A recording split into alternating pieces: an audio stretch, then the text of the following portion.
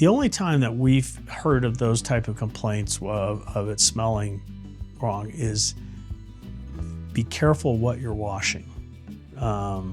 Spontaneous combustion fires are real.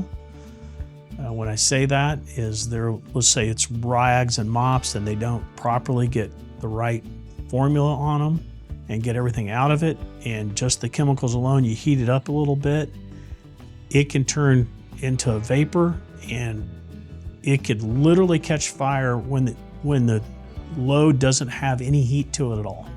When I say heat, I mean the burner's not on, but the load is warm, and you can get a spontaneous combustion fire. Those are serious. We've seen people dry it, they don't cool them down, they pull them out, they put them in a basket, they shove it under a table, they go home, and they come back and the laundry room's, had a fire. So you definitely want to know what you're washing.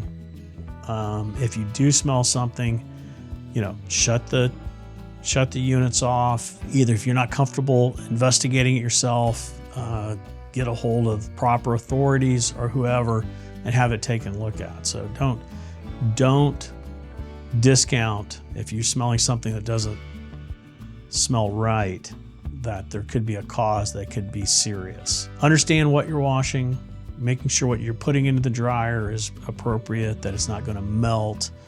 If it's, again, rags or mops or something have chemicals on it, be very careful and be causing of potential fires.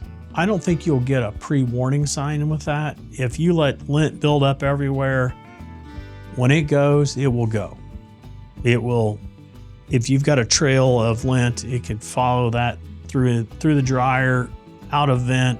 If the vent's not clean, you can cause a pretty devastating fire by not having that lint cleaned out on a regular basis, whether it's in the dryer or the vent themselves. And so all those vents should have clean outs. HVAC companies should come in there and clean that out on a consistent basis.